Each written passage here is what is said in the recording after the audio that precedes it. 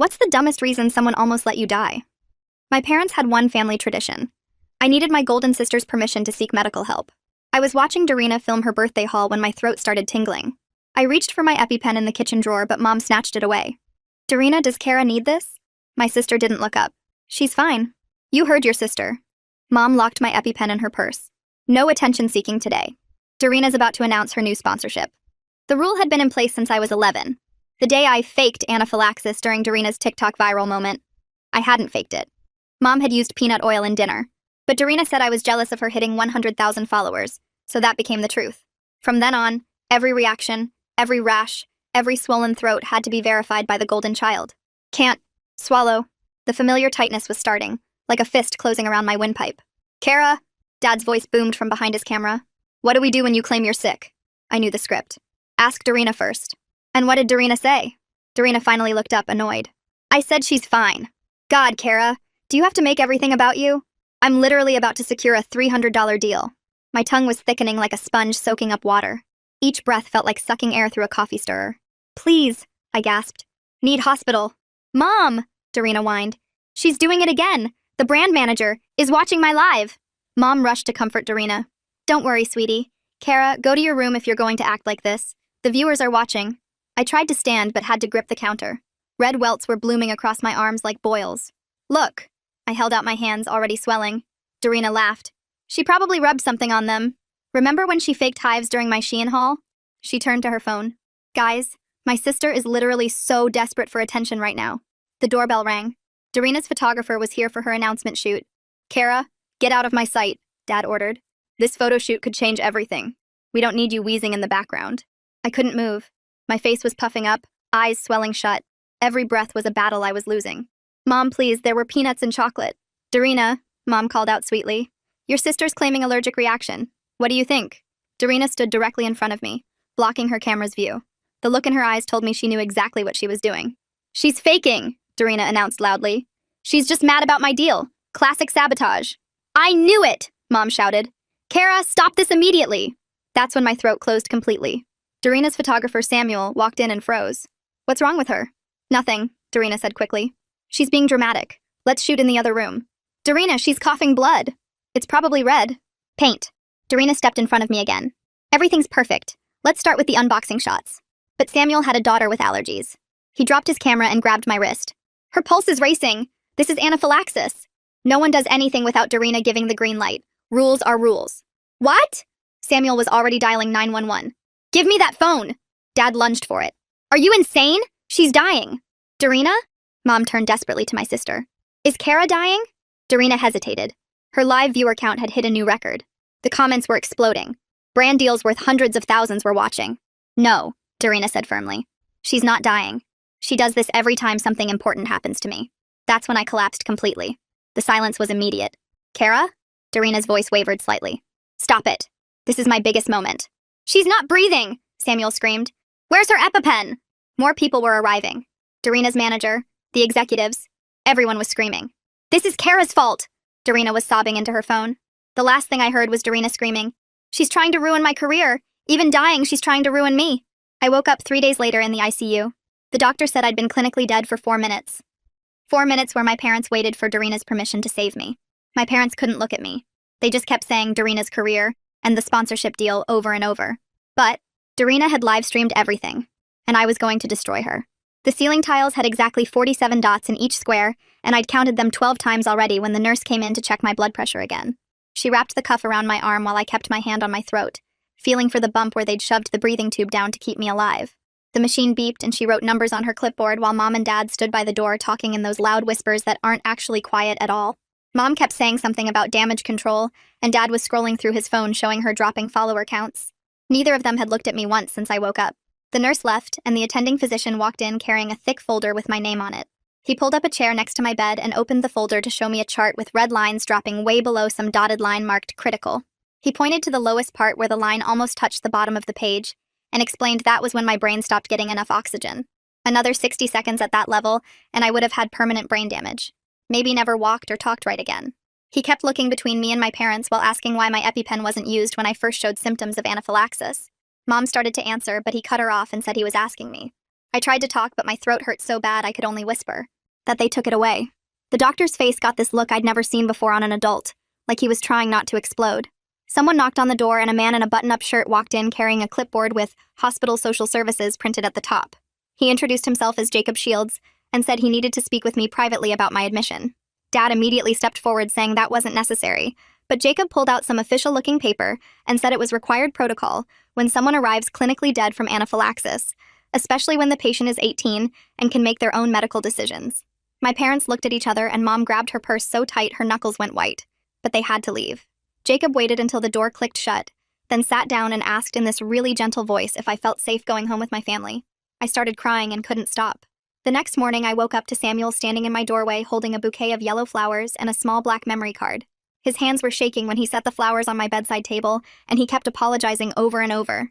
He told me his daughter Emma has the same peanut allergy, and he knew exactly what was happening to me the second he walked into that kitchen. He'd started recording on his personal camera before Darina went live because he always did test shots first. The memory card had everything from when Mom took my EpiPen away to when. Darina said I was faking while I was turning blue.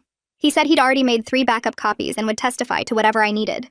His voice cracked when he said he couldn't sleep knowing he almost watched someone's daughter die for social media content.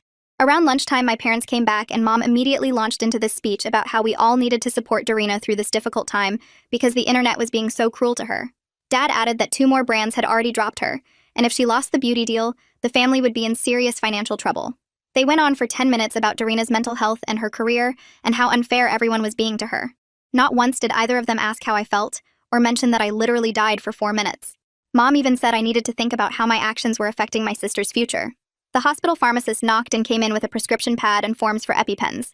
She explained that since I was 18, I could sign for my own prescriptions without needing anyone else's permission. I ordered 6 EpiPens right there in front of my parents and told the pharmacist I wanted them sent to different locations. Some to the hospital pharmacy for pickup, some to the CVS near campus. Mom tried to object, saying it was too expensive, but the pharmacist just looked at her and said insurance would cover them given the severity of my documented reaction. Dad muttered something about me being dramatic, but I kept signing forms. Later that afternoon, Jacob came back with a thick packet of discharge planning paperwork. He went through each page with me, creating a safety plan that included keeping my medical devices with me at all times, having emergency contacts who weren't family members, and establishing safe places I could go if I felt threatened. We agreed I would go home for now since I didn't have anywhere else to stay, but he gave me his direct number and said to call immediately if anyone tried to take my medication again. He also gave me a card for someone named Moira Calderon, who worked in legal aid. When the nurse brought my phone back that evening, I had over 300 notifications. The livestream clips were everywhere with millions of views. The comments were a complete mess, with some people saying I was obviously dying, and others claiming I was the best actress they'd ever seen.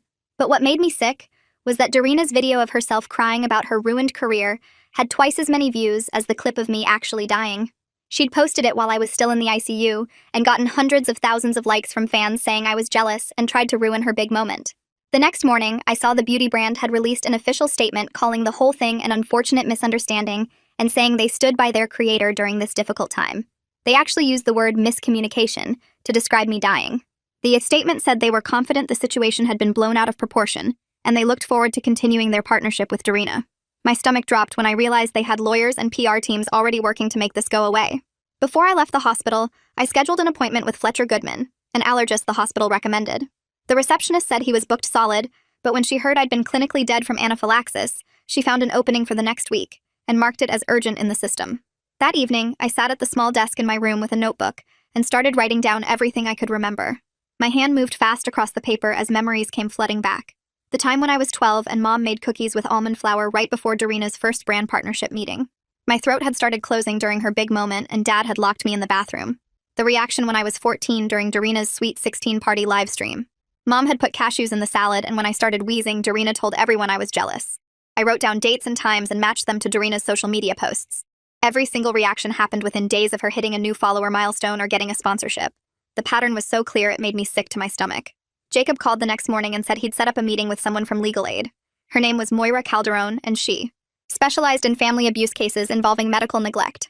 I took the bus to her office downtown and brought my notebook full of incidents. Moira was younger than I expected, with dark hair pulled back and glasses that made her look serious.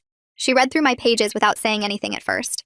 Then she looked up and told me that withholding life-saving medication was absolutely medical neglect. She agreed to take my case right there. We sat in her small office for 2 hours going through everything. Moira explained I had 3 main options for moving forward. I could file for a protective order to keep my parents from taking my EpiPens ever again. I could pursue criminal charges for child endangerment and medical neglect, or I could go public with all the evidence from the live stream.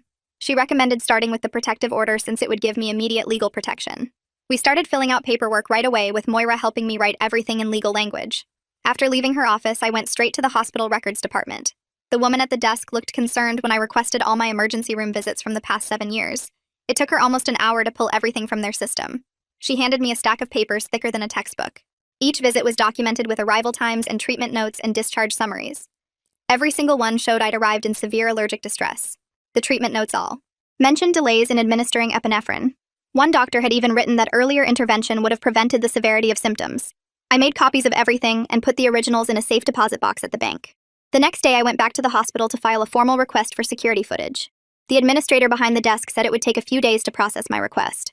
She confirmed they had cameras at the emergency entrance and in the waiting area. Samuel had carried me in through those doors while I was dying. That footage would show everything, including how long it took before I got treatment. My phone buzzed with a text from Samuel saying he had something important to share. He'd kept all the raw footage from before Darina went live that day. His camera had been recording when my parents refused to give me the EpiPen. He had clear audio of Mom saying no one does anything without Darina's permission. He'd already made backup copies on multiple drives and offered to give them all to my lawyer. I texted Moira immediately, and she said this was exactly the evidence we needed. That afternoon, Moira and I worked on drafting a statement of facts for the court. She helped me write everything without emotional language or accusations that could be challenged. We focused on medical timelines and documented symptoms and test results. We included the fact that I was clinically dead for 4 minutes. Every word was carefully chosen to be factual and impossible to dispute. Moira said we'd hold the statement until the right moment when it would have maximum impact. That night, my phone lit up with a DM notification from Darina.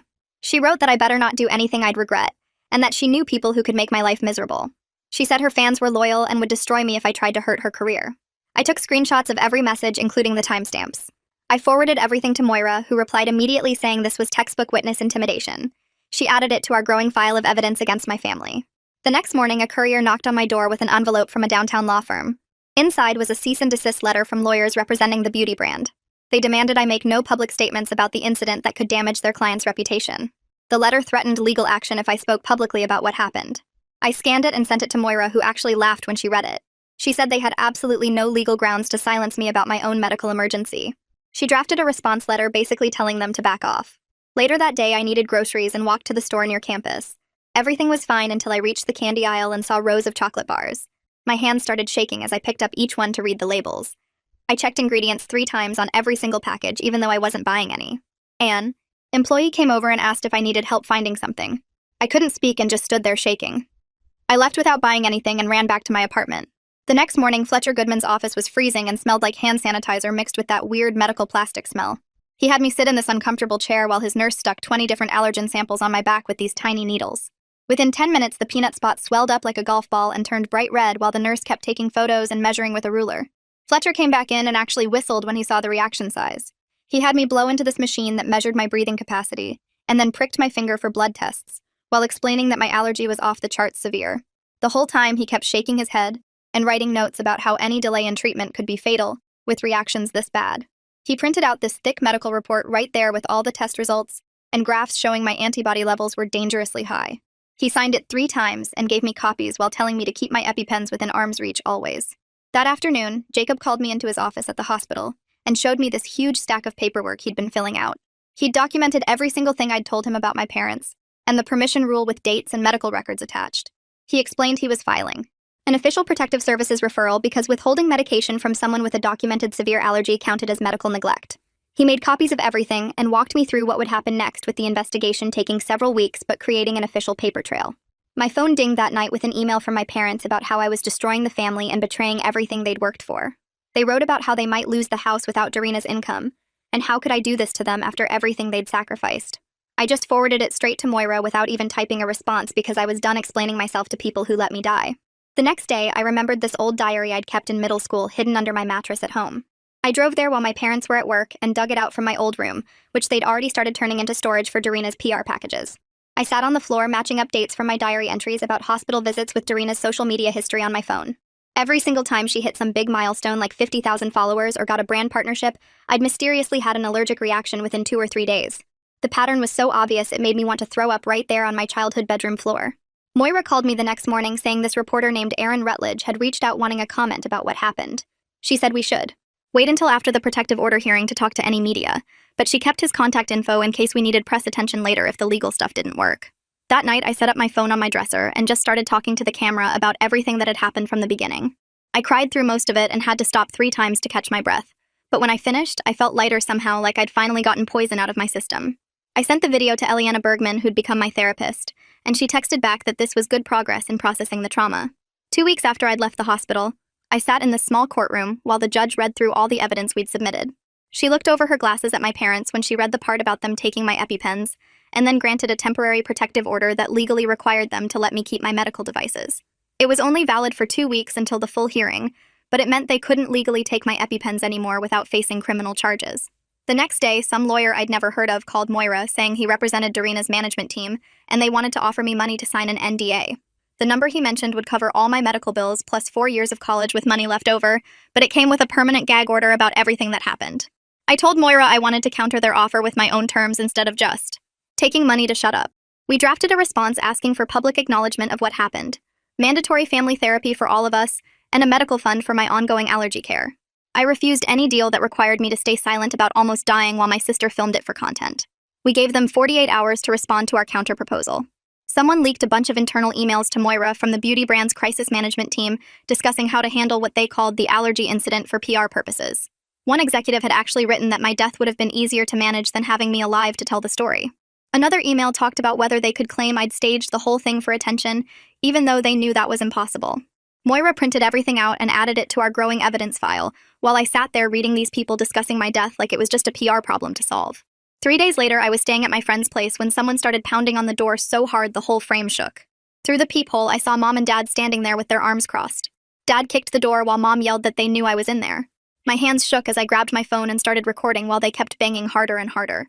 Mom screamed that I needed to give them back the EpiPens because they cost too much money to waste on someone who was faking.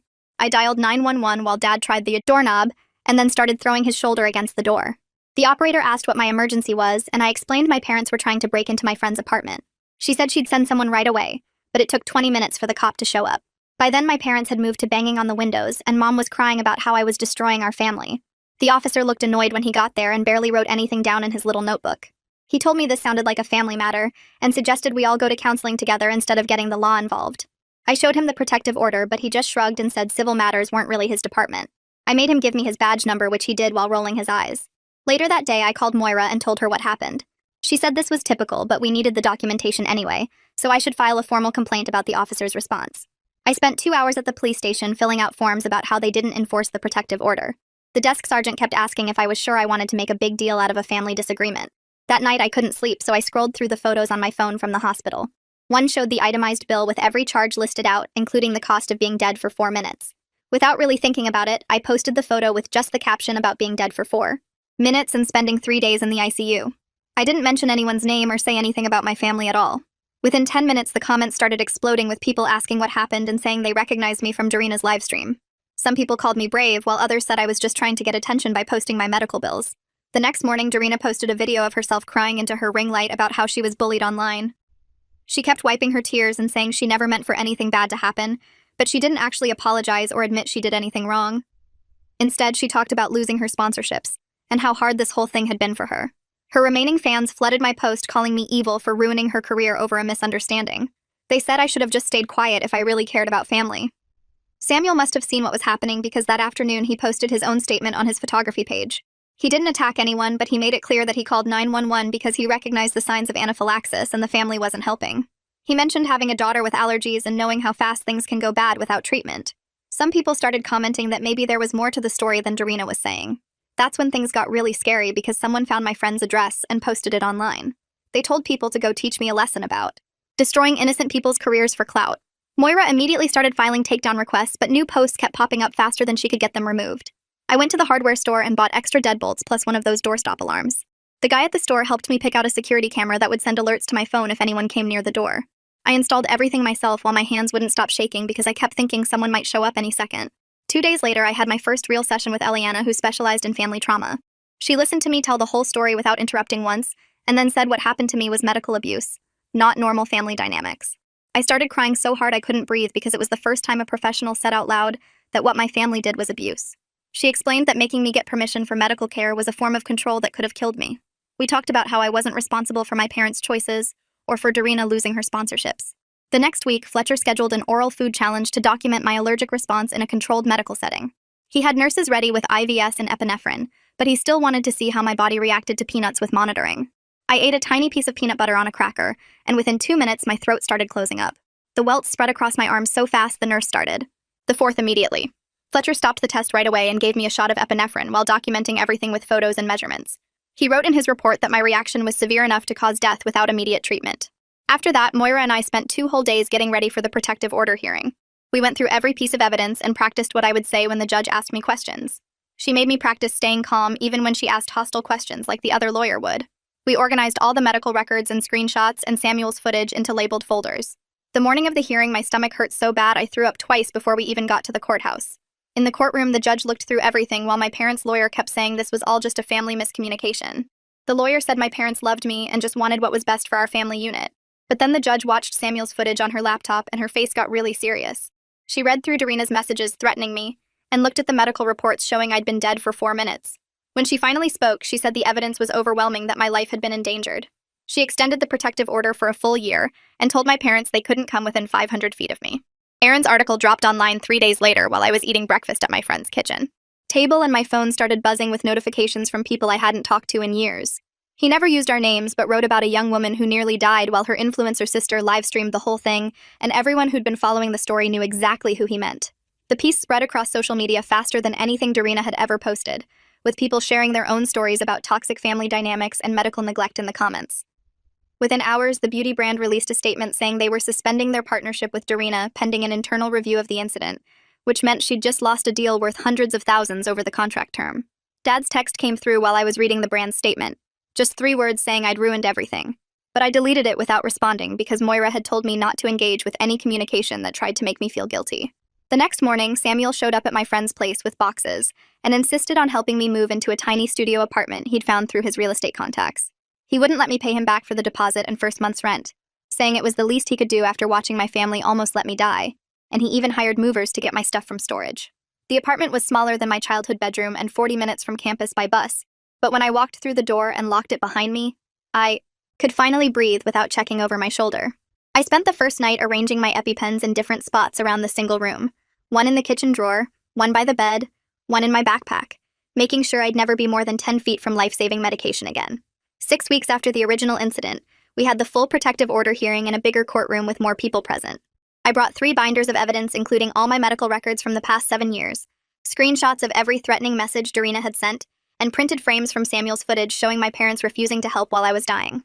Samuel testified first about what he saw that day, how my symptoms were textbook anaphylaxis, and how my parents physically prevented him from calling 911 at first. Fletcher took the stand next with his medical report explaining that my allergy was severe enough to kill me within minutes without treatment, and he showed the judge photos from my controlled food challenge where my reaction started immediately, even with medical staff ready. The judge listened to everything without interrupting, then looked directly at my parents and said the evidence showed a clear pattern of medical neglect that could have resulted in my death. She granted a 2-year protective order and told the prosecutor's office to open a criminal investigation into child endangerment, even though I was technically an adult when the live-streamed incident happened. That night, Dad sent an email through his work account since he couldn't contact me directly, writing 3 pages about how they couldn't afford the mortgage without Darina's influencer income, and how I was making the whole family homeless just to get revenge. Moira helped me write a 2-sentence response stating that their financial decisions weren't my responsibility, and requesting no further contact about money matters.